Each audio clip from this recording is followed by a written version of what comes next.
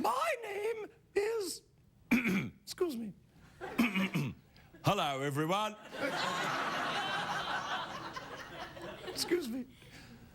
I'm still trying to decide on a voice. All right, this one'll do. Now, people often say to me, well... Man, the show is really... Caramba! Today, isn't it? Hang on. We'll do it again. Oh, right. Stay there. This is going to be awesome. Kids, you're going to love it. You know what? We should do this in 3D. Let's try it again. Hey! Hello, everyone. People often say to me, hey! You look delicious. And I say, thank you. My name is Agatha. And I like to solve crimes.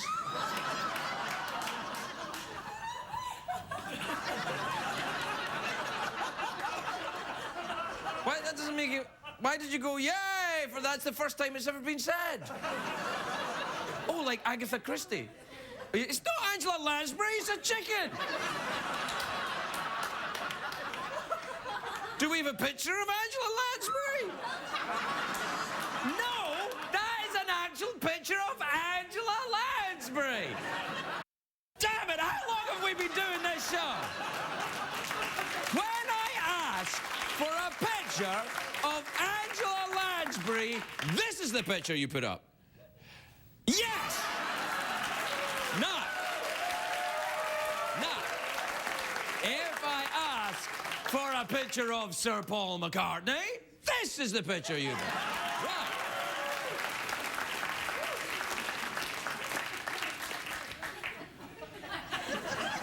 You know, when I go about my daily life and I, walk around and people are like, who's that guy? Get him to put pants on. Sometimes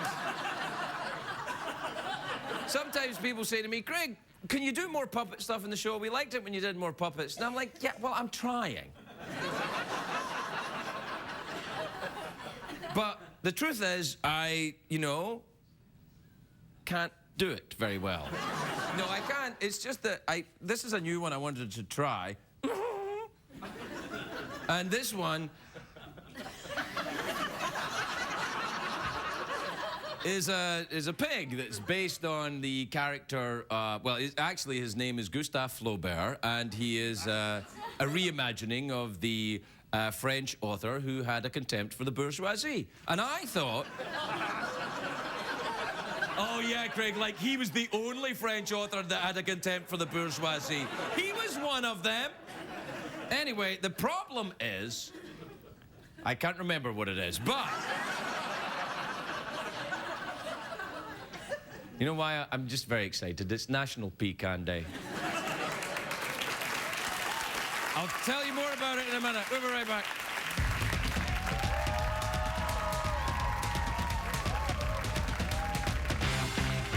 The Late Late Show with Craig Ferguson, sponsored by Kia Motors and the all-new 2011 Sorento. Learn more at kia.com.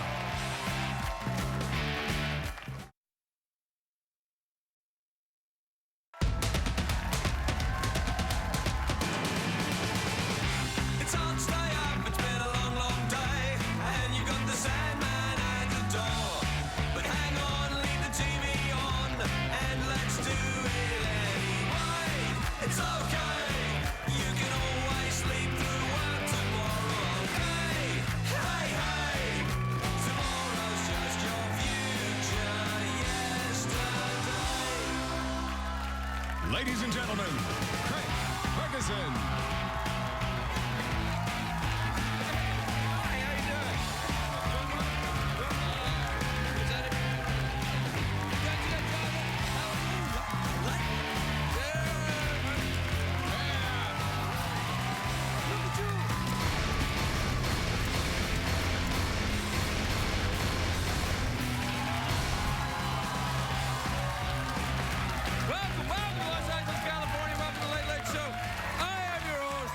Craig Ferguson. Thanks. That's enough, everybody. Let it go. Lovely. Thanks. Let it go. It's fine. No, really. Thanks, everybody. That was awesome. I really believed every single clap of that. All that clapping and cheering, why, it's almost as if it could take away the difficulties of my early life. But it can't. Yes, it can. It's fine. Everything's great now that I'm denying it ever happened. What the hell is wrong with me tonight? What's wrong with me tonight, Jeff? I'm the same tonight. I'm barking tonight. So anyway, what? Hey, it's a great day for America, everybody. Yes, it is. It is. It is a great day. Although it is something of a sad day today in America. Apparently, Larry King filed for divorce today. I know.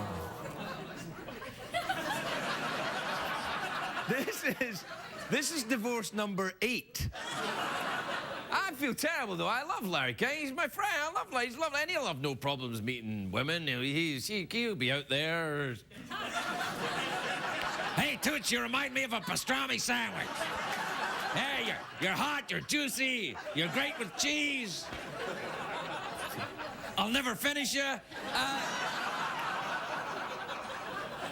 It's a joke. Oh, lighten up. What? Did you think it was the news? What happened? Oh, I came out and you thought it was the news, didn't you? Because we've got a robot skeleton and a guy from another country in a bad suit. Nothing says, here comes the news, like that.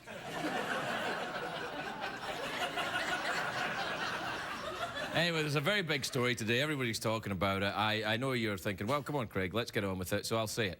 Yep, it's National Pecan Day today. It is. Oh, it's a real day, National Pecan Day. It's pronounced pecan or pecan. See, this argument ruins National Pecan Day every year. People argue how to pronounce it. They forget those little wrinkly nuts.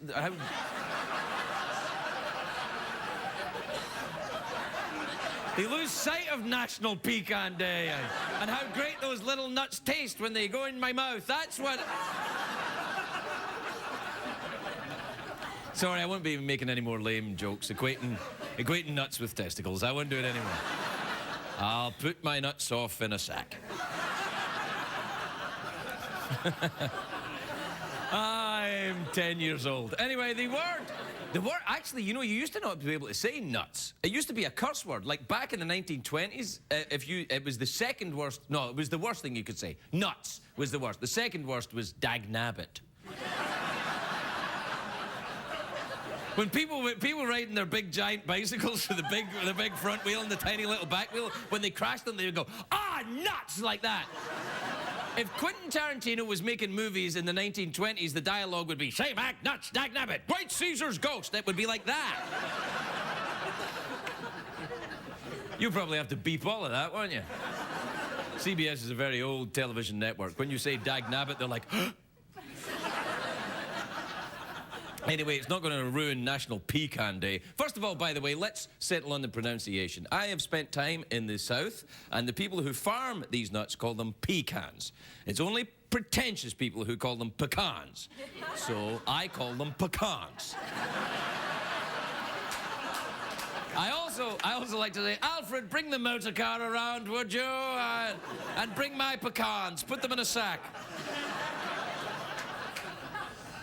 Anyway, it's fitting that April the 14th is National Pecan Day, because today we recognise nuts, and tomorrow, April 15th, we pay our taxes to support them. Ah! Yeah, see what I did?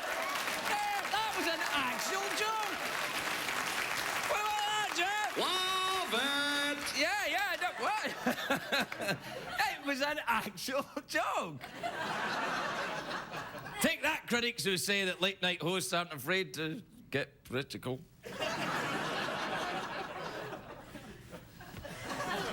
Well, we've peaked now. That's it. We've had a joke. Uh-oh. No, we'll be all right. You know that I was looking on the Intergoogles today, right? A pecan tree can live for 300 years. And when they're old and gnarled, they can still bear fruit. They're like the tree world's Larry King. Oh, that's great. Make fun of me on the day I'm getting divorced. Come on, Larry, you'll get over it. Come on. No, the first 7 were easy. This one's hard. Anyway, scientists are saying that eating pecans every day may reduce your cholesterol. So in case they're right, I wrap all of my pecans in a strip of bacon. You only get the balance to get thrown off. Some cultures consider pecans an aphrodisiac. You know, something that gets you in the mood for sex, like eating chocolate or seeing handcuffs.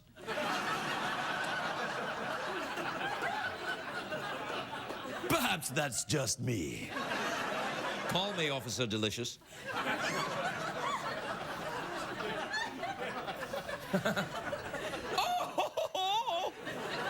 Anyway, if National Pecan Day hasn't taken off, I think it's because pecans don't have a mascot. I mean, because peanuts, you got your mascot, Mr. Peanut. So pecans should have a mascot, Sean Pecanery.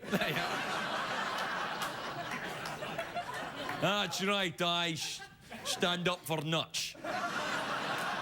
I don't like Mr. Peanut. There, I said it. I've never trusted him. Look, give me a picture of Mr. Peanut. Look at this. Now, look, that's Mr. Peanut. Now, peanut farming is a multi-billion-dollar industry. So with all that money, why does he still get the monocle? He can afford LASIK surgery, and I bet he doesn't need that walking cane either. I heard he faked it to get out of Vietnam. That's right.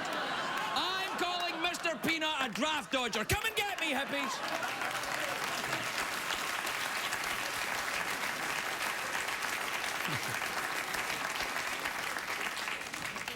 The audience just applauded a diatribe against Mr. Peanut. I think they may be communists. They're the last 100 communists left. And they're here tonight for National Pecan Day. Do you know that pecans aren't really nuts at all? They're actually legumes, which are, different. Nuts.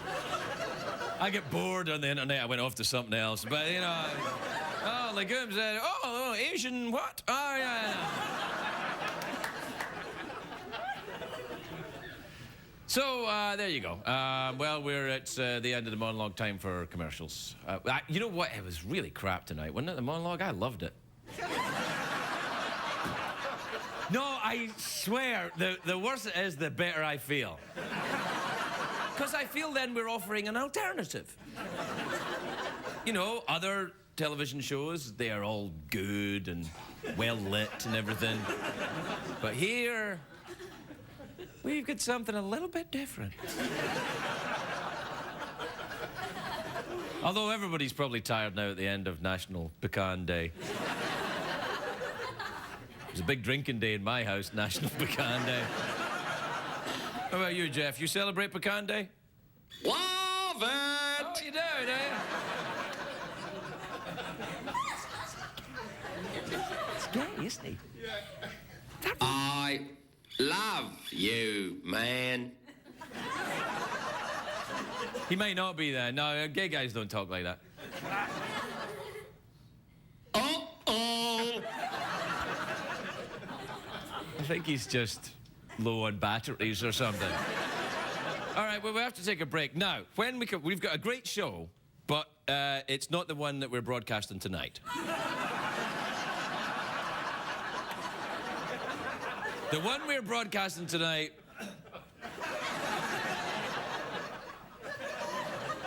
What, reverse jazz hands? Yes. All right, we'll take a break. We'll be right back, everybody.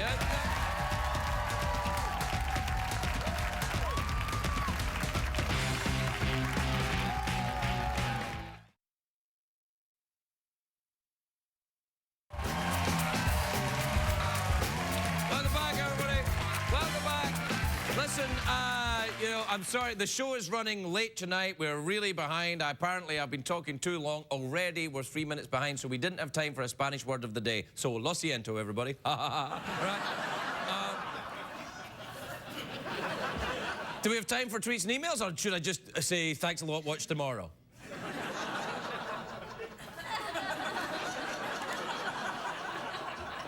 Oh, there's tension here. What we do, Jeff? Tweets and emails, Craig. All right, you got it. All right, show the jingle. Let's get on with it. Twitter. Tweeting. Ephemeral. Tweeting. Google Web. Face Code. Twit Zone. Ask Mode. Checks the tweets. Und also emails. Just so as I get this straight, we didn't have time for the Spanish word of the day, but we had time for that. So as I know. All right, here's a tweet. This is from Kathy in Wayne, Indiana. And now, Fort Wayne, Indiana. I'm going there. I spoke to the lady at the newspaper in Fort Wayne, Indiana, today. Sorry, I don't have time to talk. I'm going there in like 10 days or something, or 9 days, or a week, or whenever there's not really a rerun on. Soon. Anyway, Kathy in Fort Wayne says, it's spring cleaning time again. How should I decide what to keep and what to toss? To toss?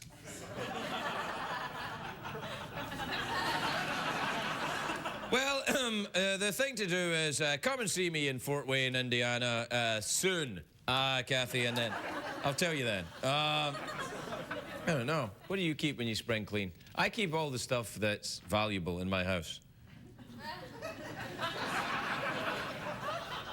So I just, like, basically throw everything out every spring. Except for love.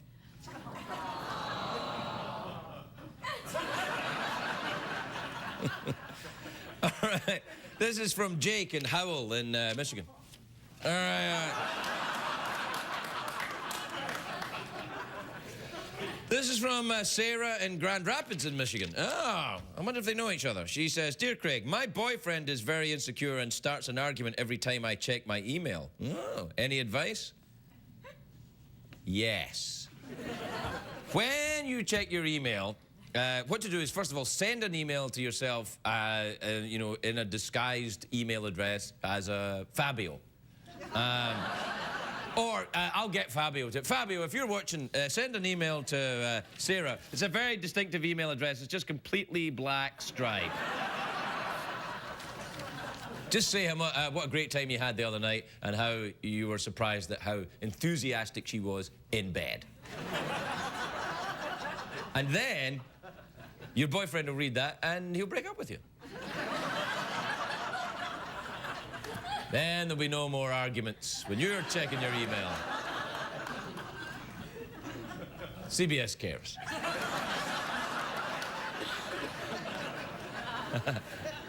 I know we're running over. I'm just with you now. This is from Bobby in Portland, Oregon. I love it up there. What's it like up there? It's raining. Really? Yeah. Bobby says, Dear Craig, I just discovered I have an infestation of bed bugs in my apartment. Have you ever had bed bugs? I sure have, but not in my apartment. We'll take a break. We'll be right back.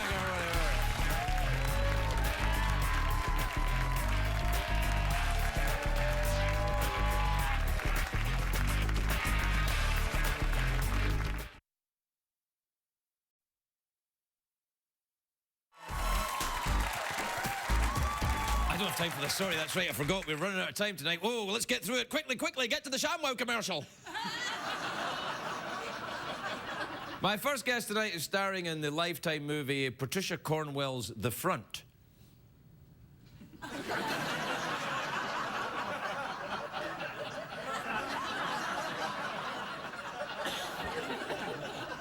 sure she can explain that to us when she comes out.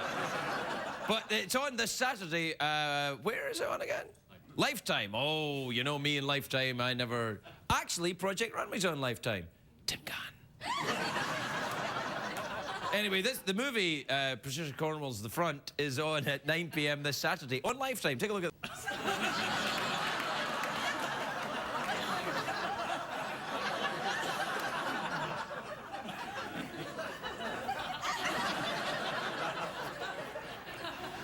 Please welcome Andie MacDowell, everybody. Andie MacDowell.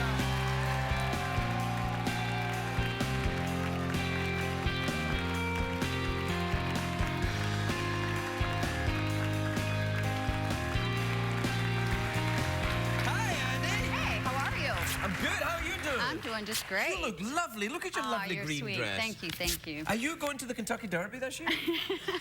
No, I'm not. I've been before, though. Yeah, well, I thought because you're from the South, because I'm going to get an email in about 3 weeks, and somebody asked... It's a lot of fun. It is? Oh, it's so much fun. It's a blast. Do you like horse racing? racing? So much fun. I love horses. Really? Do you horse ride yourself? I do. Yeah, Really? I do, yeah. What kind of horses? Do you have horses? I do. I have 2 horses. One's my daughter's, one's mine, and most of the time I ride bareback.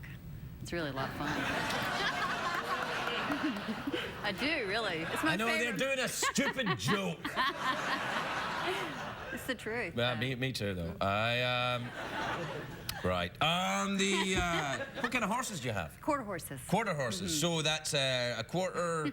it's an American bred that's horse. right. Like it's, you know, it's the cowboys. They had quarter horses. Yeah. I've got a horse. Do you? Yeah. Oh, what kind? His name's Duncan. Okay. Okay. And he's a Clydesdale. Oh, seriously? Yeah. Oh, wow. I rescued him from someone who was selling horses. I don't believe you for some reason.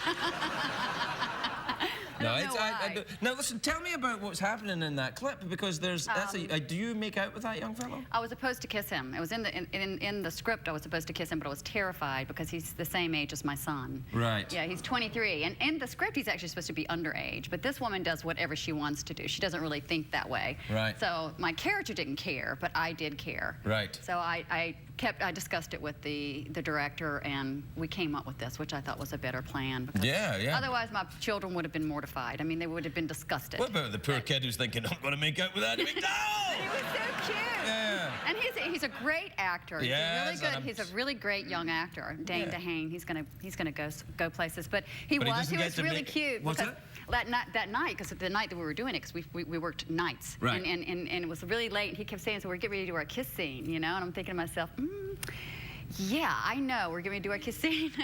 And I didn't want to tell him that it didn't have, you know, I mean, he's beautiful. It's not that he's not, you know, lovely to kiss or whatever. God, I kissed him myself.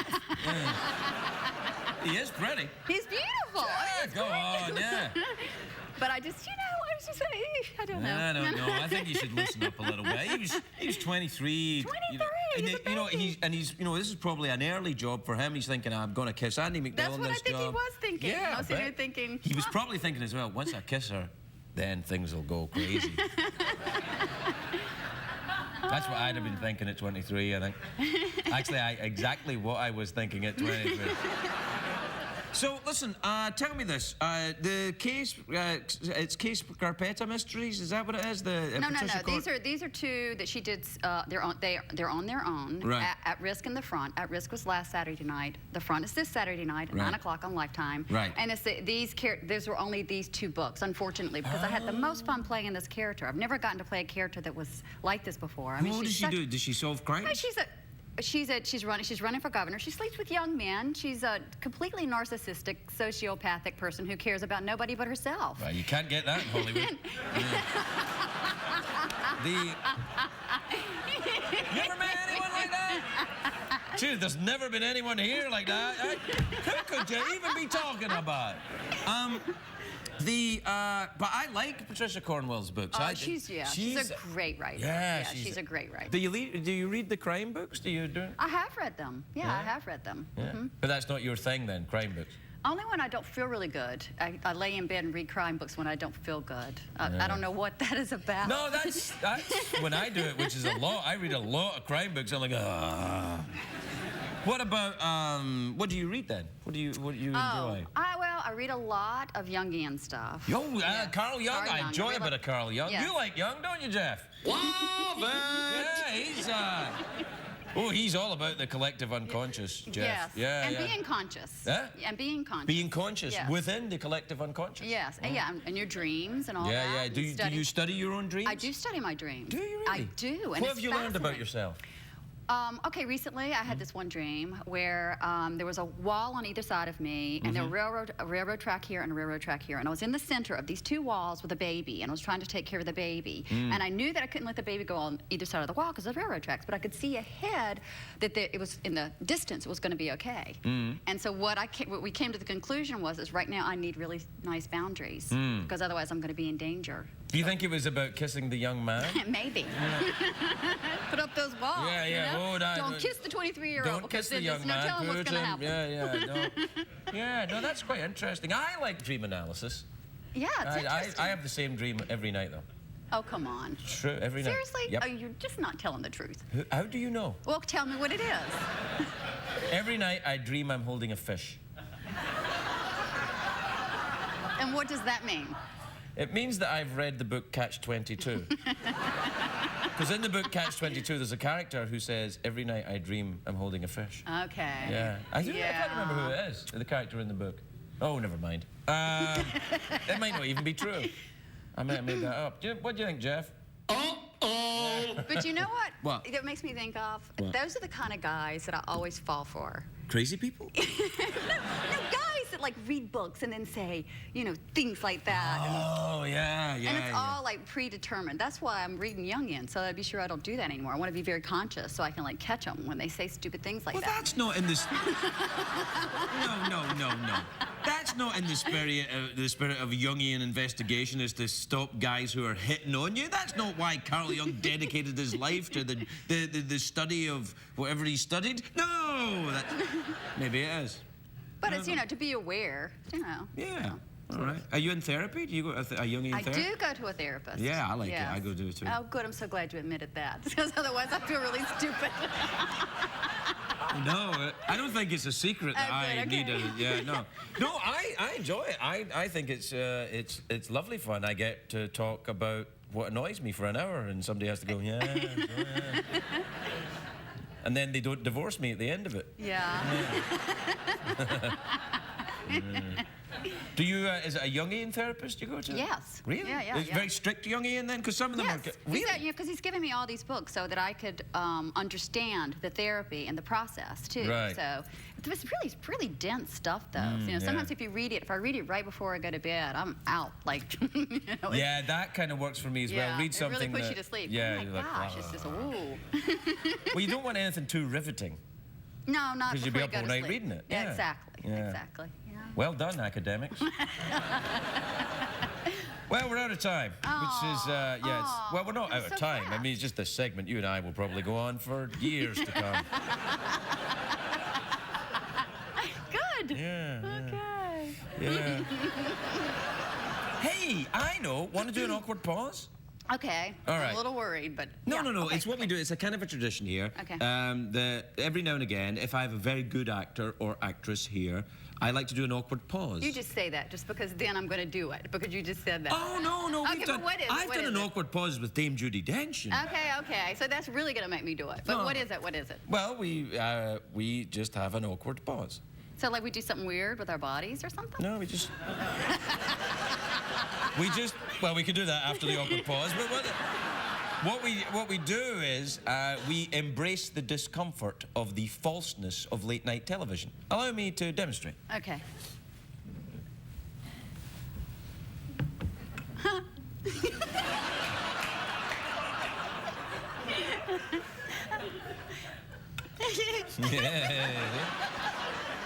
It's awful, isn't it?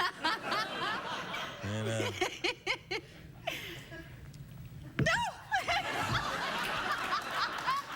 Andie MacDowell, everybody, we're right back.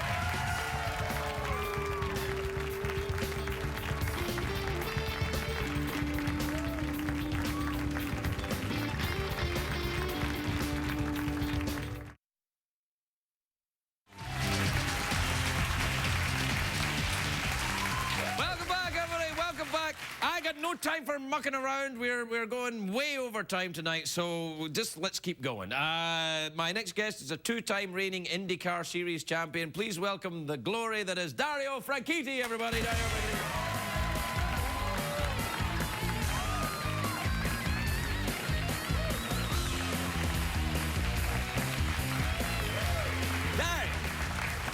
Thank goodness it's you here, because you're used to going very, very fast. So we're late. Well, we're running over time, apparently. Okay. I was here early today, You came early? which is a first. Well, did you arrived early? Do you drive quickly all the time? No. Actually, that's a lie. I do. You drive quickly all the time? Yeah. You're still Scottish then, Dario? Yes, actually, I did notice in your monologue at the start, your accent is getting a wee bit American. I didn't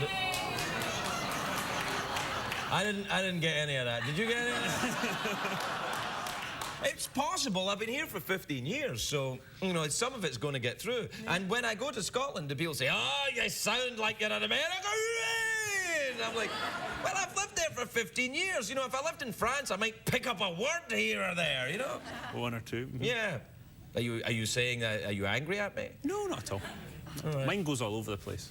My accent's up and down, and depending well, where I because am. you get such an Italian name, and forgive me, you look quite Italian, reasonably. Yeah, yeah. Do people get upset when you don't go, what's a coming to go, and that kind of... I did have one person once say, you speak English really well. I was like, yeah, yep. Yeah. Well, where do you live now? You live in America, don't you? Nashville. Nashville? Nashville, Tennessee. I thought... Are you going to the Kentucky Derby this year? Because that's not that far away from Nashville. I think we're starting at Indianapolis about that time, so... Oh, right, I'm yeah. gonna manage. Yeah, how's all that going then, the driving fast? Well, last year was good. Yeah, we won the championship. Last time I came on the show, about 2 weeks later, I broke my ankle. Yes. I didn't go so well. But I went back to the IndyCar series, and yeah, we won the championship in my first year back. So that was good. Yeah, no, it's nice. Yeah. Hey, I've got an idea. Right. You know the like you like to drive stuff really fast. I should hook you up with the Mythbusters, and you can, because they made the robot there, and you could drive something really fast, dangerously for them. I could do that. Funny you mentioned that. We've been talking about it with my engineers. The You're smart kidding guys. me, really? No. Do you have engineers? Oh yeah, they're the smart guys that make the cars go fast, and we just get in and hang on. With an Indy car with the wings on it, it Right. produces enough downforce, the opposite of a plane. It produces downforce. It pushes Like an upside down plane. Exactly. Right. It produces about 5,000 pounds of downforce. Well, the car only weighs 1,600 pounds. So they say that you can drive one on the ceiling above 100 miles an hour. So we're looking for someone to test that theory.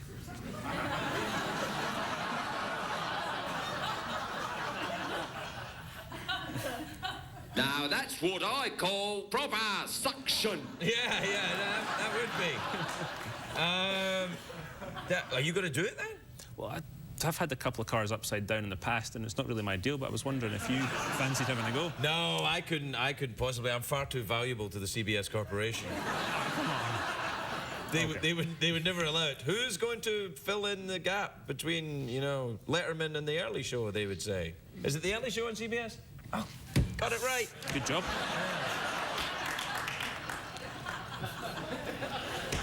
I don't know, man. You know what I'm talking about, though, the Mythbusters, right? Yeah. Do you watch that show? Yeah, they do all that crazy stuff.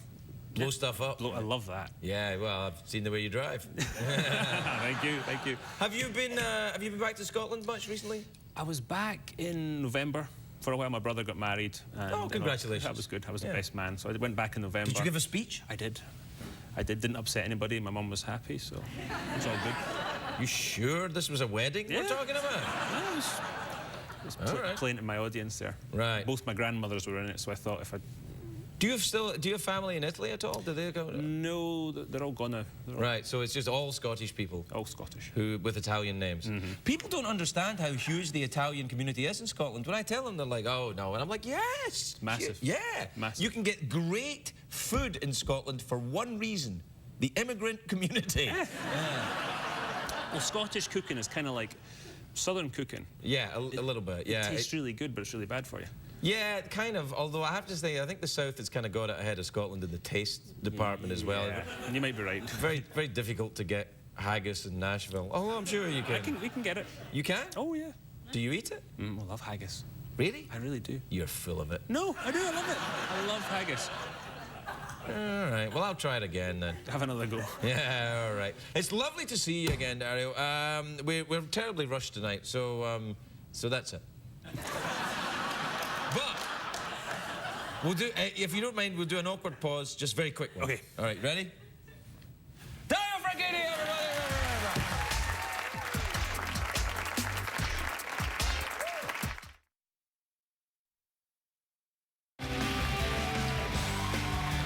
Welcome back, everybody. Welcome back.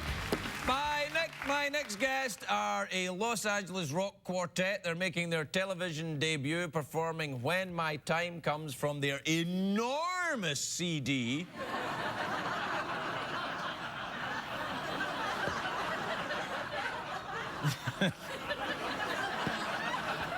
I know it's crap, but I'm happy. It's from their new album, North Hills. It's Dawes, everybody, Dawes!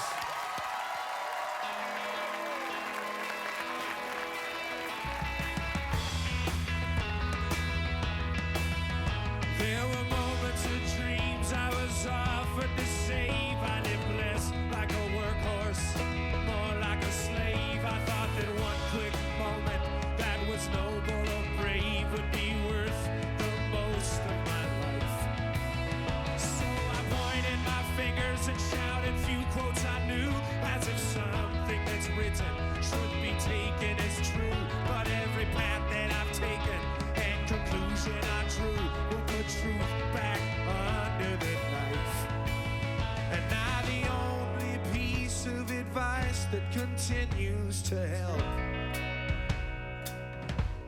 is anyone that's making anything new only breaks something else. When my time comes,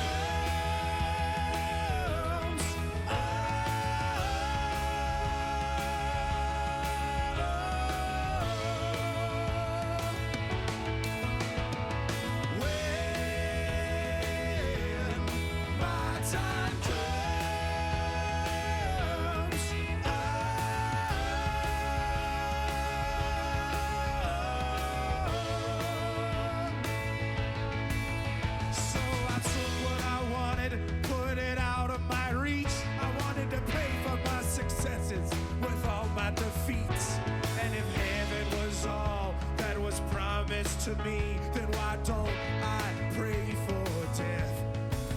And now it seems like the unraveling started too soon. I'm sleeping in hallways, drinking perfume, and speaking to mirrors, howling at moods, while the worse and worse that it gets. Oh, you can judge the whole world on the sparkle that you think it lacks. Yes, you could stare into the abyss, but it's staring right back. When my time comes,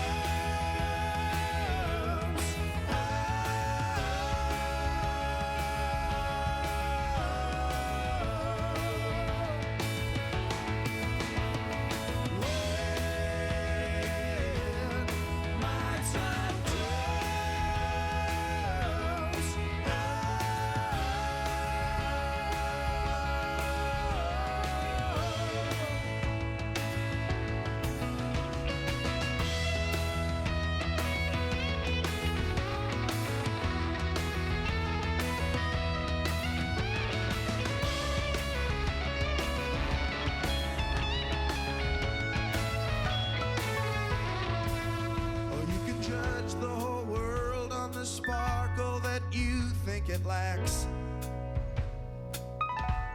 Yes, you can stare into the abyss, but it's staring right back.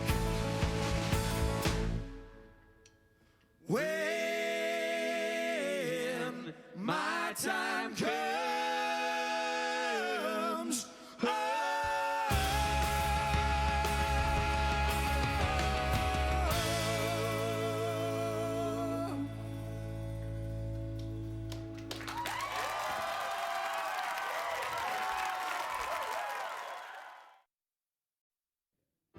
Aprendimos en el programa, señor Craig. Más macho.